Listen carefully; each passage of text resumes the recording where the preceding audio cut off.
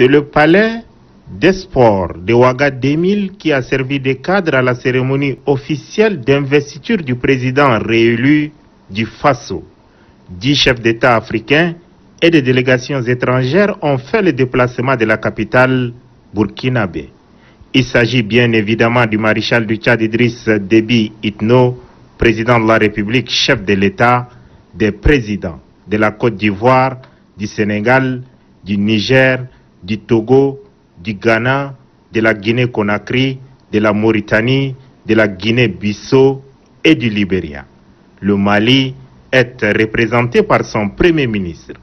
À leur côté se trouve le représentant de leur homologue français Emmanuel Macron.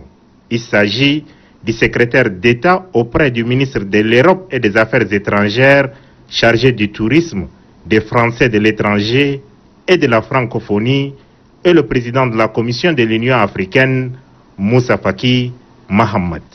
Tout a commencé par la lecture de l'acte du Conseil constitutionnel déclarant réélu Roch-Marc Christian Kaboré au premier tour par 57,74% des voix.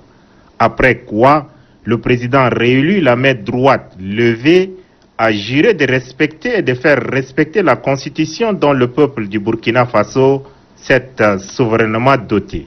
Cette prestation de serment est suivie du dépôt de la liste des biens du président investi auprès du Conseil constitutionnel qui a déclaré close l'audience solennelle aux fins de prestation de serment. L'investiture est symbolisée par la remise des insignes de Grand Croix burkinabé. Le chef de l'État investi, Roch-Marc Christian Kaboré, s'est engagé à être le président de tous les Burkinabés. Ensemble, bâtissons le Burkina Faso des générations futures, a-t-il appelé de tous ses voeux ses compatriotes.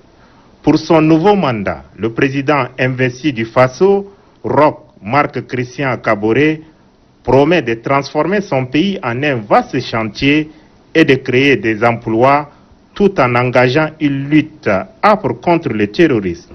Enfin, il est félicité après son discours d'investiture par le maréchal du Tchad, Idriss Déby Itno, président de la République, chef de l'État.